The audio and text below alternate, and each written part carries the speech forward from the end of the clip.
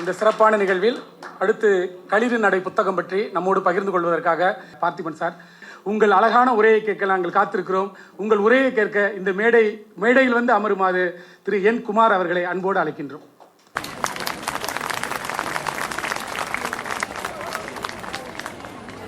இவங்களுடைய போட்டிக்குள்ளேயே நான் இல்லை, இந்த போட்டிக்குள்ளே நான் வரவே இல்லை. ஏன்னா இவங்கெல்லாம் இதிலேயே ஊறி போனவங்க, நமக்கு வந்து அதை பற்றி அவ்வளோலாம் தெரியாது. நான் வந்து குமார் எழுதின புத்தகத்தை விட, குமார் எழுதின கவிதைகளை விட, குமாருங்கிற ஒரு கவிதையை பற்றி பேசலான்னு வந்திருக்கேன்.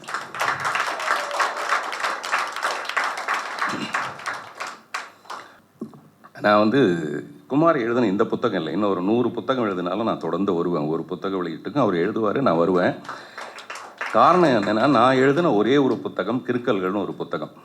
அந்த புத்தகத்தோட வெற்றிக்கு 100 காரணம் இருக்குமே, ஆனால் அதில் 99 காரணம் வந்து குமார் தான். குமார் இல்லாமல் அந்த புத்தகத்தை நான் எழுதியிருக்க முடியாது. அதுக்கப்புறம் நான் எழுதவே இல்லை, காரணம் குமார் என்னோட பக்கத்தில் இல்லை. இருந்தால் நான் நைஸாக அவர்கிட்ட பேசி இன்னொரு புத்தகம் வெளியிடலாமான்னு பார்த்துருப்பேன். உண்மையான விஷயம், எனக்கு சந்திப்பழை கூட தெரியாது. நான் வந்து குமார்கிட்ட கேட்டு தெரிஞ்சுக்குவேன். இதில் ஒன்றும் பெரிய கூச்சம் இல்லை. நமக்கு வந்து சினிமா செய்கிறதுக்குன்னு சில விஷயங்கள் தெரியும். அது வந்து சுத்தமாக தமிழ் சார்ந்ததாக இருக்கணும் அல்லது கவிதை சார்ந்ததாக இருக்கணும் அவசியம் இல்லை. நான் சொன்னேன் இல்லைங்களா, அகனின்றது வர வழியில் தமிழ் சார்கிட்ட கேட்டு தெரிஞ்சுக்கிட்டேன். அகனினா என்னங்க அப்படின்னு சொல்லிட்டு கேட்டு தெரிஞ்சுட்டேன். நம்மளுடைய வாழ்க்கை பூரா கற்றுக்கிறது தான் வாழ்க்கை. அதில் எல்லாத்தையும் முன்னாடியே கற்றுக்கிட்டு வந்துடுறது கிடையாது. ஸோ அந்த மாதிரி குமார் வந்து ஒரு மிகப்பெரிய ஆளுமை. அதில் வந்து அவர் பட்டாம்பூச்சியை பற்றி ஒன்று எழுதியிருக்காரு. அதில் வந்து பட்டாம்பூச்சிக்கு, அந்த பட்டாம்பூச்சியோட பேர் எனக்கு தெரியல, அந்த பட்டாம்பூச்சிக்கும் என் பேர் தெரியல அப்படின்னு நான் நினச்சிட்டு இருக்கேன். அதுக்கு பேர் பட்டாம்பூச்சி தான்ட்டு. பொதுவாக அதுக்கு பேர் பட்டாம்பூச்சி தான். ஓ, பட்டாம்பூச்சிக்கு ஒரு பேர் இருக்கணுமா, அது நமக்கு தெரியலையே அப்படின்ட்டு. நான் எழுதின ஒரு கவிதை எனக்கு ஞாபகம் வந்தது. பூப்பதை தவிர பூவுக்கு வேற என்ன தெரியும், தன் பெயர் பூ என்றாவது தெரியுமா?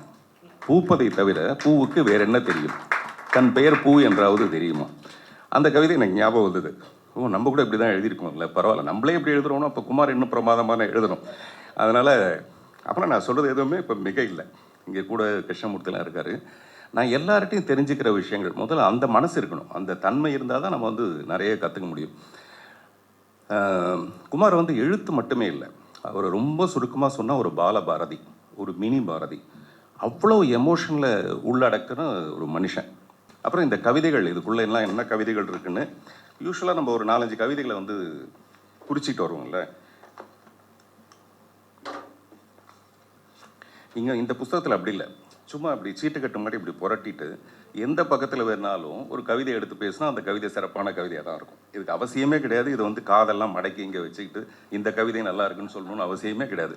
அப்படி பார்த்தா அந்த புத்தகத்தையே மடக்கி வைக்கலாம் அந்த மாதிரி. இருந்தாலும் நான் வந்து அந்த மழை யாருக்கும் தெரியாமல் ஒன்றை செய்து கொண்டிருந்தது, தன்னைத்தானே நினைத்து கொண்டிருந்தது. மழை யாருக்கும் தெரியாமல் ஒன்றை செய்து கொண்டிருந்தது, தன்னைத்தானே நினைத்து கொண்டிருந்தது. நமக்கு எப்பவுமே ஏதாவது ஒரு கவிதைகளை படிக்கும்போது இந்த மாதிரி நம்ம ஒன்று எழுதிட மாட்டோமா அப்படின்னு ஒன்று தோணும். உடனே நான் சைடில் ஒன்று எழுதினேன். இதெல்லாம் நம்மளுடைய அறியாமைன்னு சொல்கிறதா இல்லை அறிவை வளர்த்துக்கிறதுன்னு சொல்கிறதுன்னு தெரியல. என்ன குமார் இப்படி ஒன்று எழுதிட்டாரு, நம்மளும் ஒன்று எழுதலாமே அப்படின்னு சொல்லிட்டு சைடில் எழுதி எடுத்துகிட்டு வந்தேன்.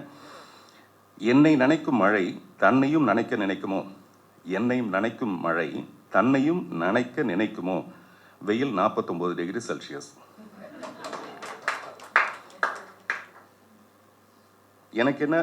எனக்கென்ன ஏதேனும் தா என்று பிரபஞ்சத்திடம் கேட்டேன், பிரபஞ்சமே கிடைத்தது. இது வந்து கவிஞனுக்குமே மட்டுமே உண்டான ஒரு பார்வை.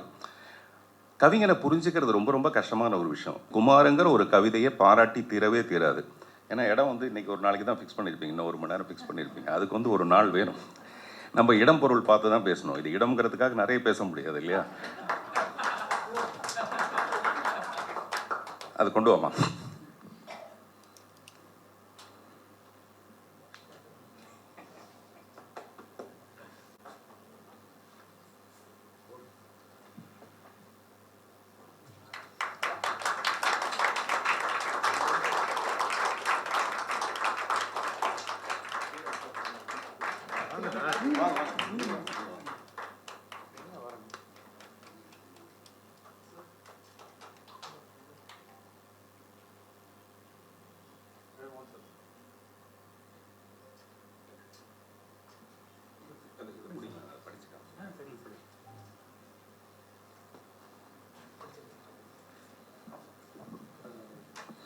இதில் என்ன எழுதியிருக்கேன்னா, என் குமாரின் எழுத்து நடை. என்னங்கிறது இனிஷியல் கிடையாது. நான் எப்போவுமே செல்லமாக அது என் குமார், என்னுடைய குமார்னு சொல்கிறது. என் குமாரின் எழுத்து நடை என்றும் பிளிரும் களிறு நடையே, நன்றும் தீதும் சொல்லாமல் மனதின் மையம் கொய்யும் எளிதில் உய்யல் கொள்ளும் அகமாய்ந்து உணர்வை நகல் எடுத்து தரும் வார்த்தைகளில் வாழ்க்கையை வண்ணத்து பூச்சியை தொட்டால் ஒட்டி கொள்ளும்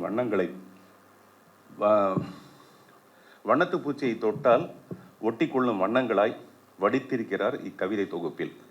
என் குமாருக்கு என் மேலான வாழ்த்துக்கள். என் மேலான வாழ்த்துக்கள். இது குமார் இப்போ என்னோட பணிபுரியலையே தவிர தினந்தோறும் குமார் எங்கள் வீட்டிலேயே இருக்கார், என்னுடைய மனசுக்குள்ளேயே இருப்பார். எப்படின்னா, இன்றைக்கி கிட்டத்தட்ட ஒரு 4:20 இருக்கும்னு நினைக்கிறேன். அந்த டைமுக்கு எனக்கு தோணுச்சு, ஐயோ நம்ம எதுவுமே எடுத்துகிட்டு போகல. எனக்கு முழுக்க இன்றைக்கி போகிற நிறைய வேலைகள் இருந்தது. அந்த சாதி இல்லை மதம் இல்லைன்னு ஒரு பிரச்சனைகளை போய் மாட்டிக்கிட்டு அது ஒரு பெரிய பிரச்சனையாக ஓடிட்டுருக்கு. பிரச்சனையே இல்லைன்னு வரமாட்டேங்குது எனக்கு. ஸோ அதெல்லாம் 4:20க்கு எனக்கு ஒரு ஞாபகம் வந்தது. அவருக்கு என்னுடைய வீட்டில் இருக்குது இந்த யானை. என்னுடைய வீட்டில் மையப்பகுதியில் இது இருக்குது. குமார் எப்படி என் மனசுக்குள்ளே இருக்காரோ அந்த மாதிரி இதுவும் அந்த களினோட அட்டப்படம் அது எப்படி சேர்ந்தது சம்மந்தமாச்சுன்னு எனக்கு தெரியாது. ஒரு 4:20 போல் நான் சொன்னேன். முந்திலாம் குமார் கிருஷ்ணமூர்த்திலாம் என்னோட இருக்கும்போது, இப்போ நான் சொன்னேன்னா 1 மணி நேரத்தில் எனக்கு நான் பெயிண்டிங் கேட்டால் ரெடி பண்ணி கொடுத்துருவாங்க. இப்போ அங்கெல்லாம் யார் இருக்காங்க அப்படின்னு சொல்லிட்டு எங்கள் ஆஃபீஸில் சொல்லும்போது, இந்த தர்ஷினிங்கிற பொண்ணு அங்கே இப்போ தான் சேர்ந்துருக்காங்க. அவங்க குடுகுடுன்னு போய் இந்த 1.5 மணி நேரத்தில் இந்த ஃபோட்டோவை ரெடி பண்ணி கொண்டு வந்தாப்புல. அதாவது என்னென்னா கடுப்பேற்றுறது. நம்ம குமார் மட்டும் இங்கே இருந்திருந்தாரா அப்படின்னு சொன்னோன்னா அது எப்படி அவர் மட்டும் சொல்கிறதுன்னு சொல்லிட்டு, ஸோ அப்படி நான் மற்ற அசிஸ்டன்ஸை வேலை வாங்குறதுக்கு குமார் பேரையும் இப்போவும் பயன்படுத்திட்டுருக்கேன்றதை நான் பெருமையாக சொல்லிக்கிறேன். நன்றி, வணக்கம்.